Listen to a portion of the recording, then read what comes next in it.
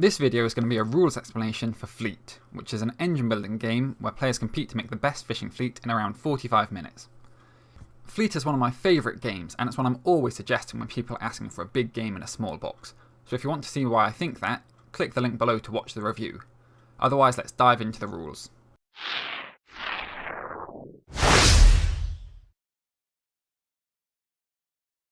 Fleet takes place over several rounds, and each round is divided into 5 phases.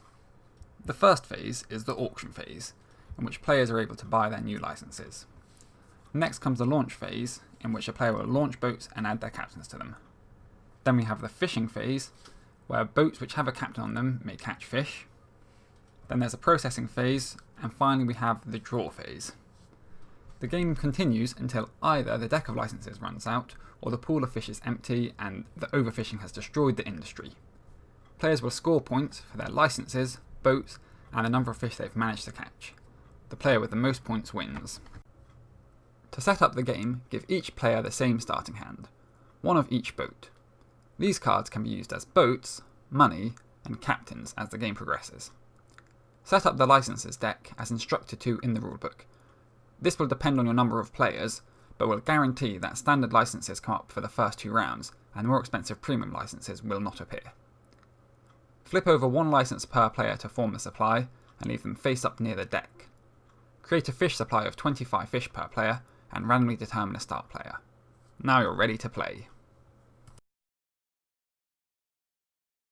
Each round, there are a number of licenses equal to the number of players available to be bid on. Bids are made using the coins shown on the cards in your hand. The start player will select a license and bid a value of at least the minimum bid value.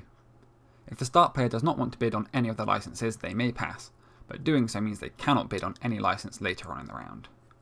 Going clockwise, players bid or pass. Once you pass, you cannot bid in the same auction again. When only 1 player remains, they pay their bid with their cards, but no change is given. So if you need to pay 6 coins and have only a tuna, a shrimp and a lobster, you must pay with all 3 boats. If the first player won the auction, the next player clockwise from them starts the next auction choosing the license. If any other player won the auction, the first player chooses the next license again.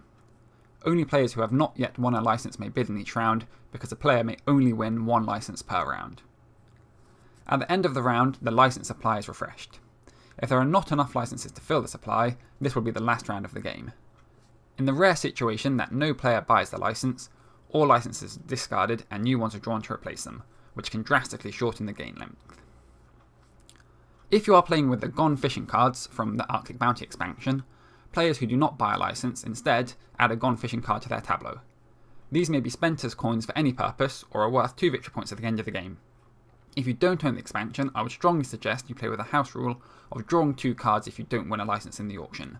But if you want to know why, you'll have to watch the review. This video is just the rules. Let's look at a quick example. Alice is the start player here, and she chooses the lobster license to bid on first. However, Bob wins the auction. As she didn't win an auction, Alice picks again. This time she chooses the cod license, and ends up winning that auction. Bob has already won a license, so Carol is the next to pick which license is bid on, and she chooses the processing license. When Carol wins that, there is only 1 license left, and David is the only one bidding, so he can win the shrimp license for the price listed on the card. In the next round, Bob is now the start player, but he doesn't want any of the licenses available, so he passes and takes a Gone Fishing card. Now Carol chooses the license to be put up for auction, but Bob is already out of this round, so he cannot bid. To launch a ship, you must have an appropriate license. There is no restriction on the number of ships you can have launched in total. A single license allows you to launch as many ships as you want of that type. Each turn, a player can launch a single ship that they have a license for. They select a ship from their hand and play it, paying the cost shown here with other cards from their hand. Once again, no change is given. The number of victory points here shows you how many points you'll score at the end of the game for launching the boat. No points are given for cards in your hand. After the launch phase, you may add a captain to your boat. You may only assign 1 captain per turn, and a boat can only have 1 captain. Simply slide any card face down either on top of or underneath the card, depending on your preference. Bear in mind you will lose the card, so while there's no explicit cost, you are losing these coins on the card. The wheel symbol shown here is what represents the captain. In the fishing phase, all of your boats with captains are able to catch 1 crate of fish, provided they have space. Each boat may hold up to 4 crates of fish. A crate of fish is represented by this icon, as they were cubes in the original game, though I'm using deluxe fish-shaped components here. A processing vessel is able to fish. If there are not enough fish left in the supply, each player will still get their fish. Either use fish from outside the supply or proxies, and the game will end at the end of this round. Every fish that you've caught is worth 1 point at the end of the game. The processing and trading phase is only available to players who have a processing license, so I'll discuss that when I get to the licenses. In the draw phase, each player draws 2 cards and discards 1. If there are not enough cards at any point, you simply reshuffle the discard pile to make a new deck. After players have drawn, the start player token passes clockwise and a new round begins, provided that we have not run out of licenses or fish. So those are the rules of the game. The license powers are where your strategy is going to come from, and they allow you to break the rules I've just told you in different ways. Licenses may have a power, which you will get no matter how many copies of that license you have, and also a power which is stronger depending on the number of copies of that license you have. Remember, a license is needed to launch boats of that type too. There are 4 copies of the standard licenses and 3 of each premium license in the game. The COD license allows you to launch 2 boats a turn instead of 1. This bonus applies only once. Even if I had all 4 COD licenses, I could not launch more than 2 boats. When paying for launches, you must pay for each transaction individually. For instance, if you have 2 launches which cost 1 each, I can't pay for both with a single shrimp boat. In addition, the scaling power allows you to draw cards after completing all of your launches. If you have a single license, you will draw 1 card after all of your launches. 2 licenses will let you draw 2 cards after all of your launches, and so on. It's important that you only draw the cards after you've completed all launches, and it only applies once. I don't get to draw multiple times if I do multiple launches. The Lobster license allows you to add captains to boats. It lets you do 2 captains instead of 1. Just like with the COD license, you cannot increase this number. The additional power allows you to draw cards after captains have been assigned. Unlike the COD license, you will draw these cards based on the number of captains you have, rather than if you added a captain this turn. With a single Lobster license, 1, 2 or 3 captains lets you draw 1 card, and 4 or more captains lets you draw 2 cards. If you have 2, 3 or 4 Lobster licenses, 1 or 2 captains will let you draw 1 card, 3 to 6 captains will let you draw 2 cards, and 7 or more captains will let you draw 3 cards. The Tuna license affects the draw phase. This replaces the draw 2 and discard 1. If you have 1 license, you will simply draw 2 cards. With 2 licenses, you will draw 3 cards and discard 1.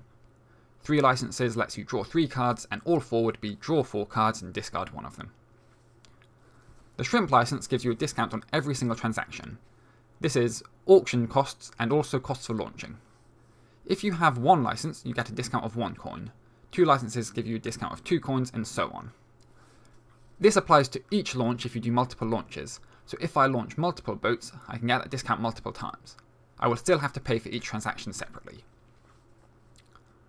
Players with a processing license may take part in the processing and trading phase, regardless of if they have any processing vessels or not. The processing phase involves taking a fish from each boat that you wish and placing it on the license. You can do as many or as few boats as you wish, but only 1 fish from each boat. Fish on the processing license may be spent as coins in the auction phase and when you're launching. When they are spent, they are removed from the game. They do not return to the sea. In addition to processing, you may also trade once per turn, and this is the action which depends on the number of licenses you have. You remove a fish from the license and draw a number of cards equal to the number of licenses you own. As a card is worth at least 1 coin, this is always a valuable thing to be doing. There are also 2 types of premium licenses. These both have a minimum cost of 10, and there are only 3 copies of these instead of 4. Remember, these cannot appear in the first 2 turns due to the way we set the deck up. Fisherman's pubs are simply worth 10 points. They do not give you any powers. King Crab licenses allow you to launch crab boats, which are worth most victory points. They're worth 5 points basic, but they also have bonus points. If you have multiple King Crab licenses, you will only score your highest amount of bonus points, though you will score the 5 base from each license. This license gives you points for the number of different types of licenses you have. So if I have all 4 Lobster licenses, that still only counts as 1 type of license. This license gives you 1 point for each captain you have, and this license gives you 1 point for every 3 crates of fish you have. Each King Crab license caps out at a maximum of 10 bonus points, so these licenses could be worth up to 15 points each.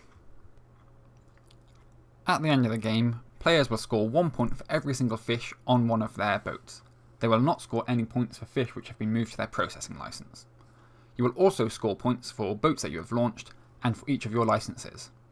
Cards in your hand will not score you any points.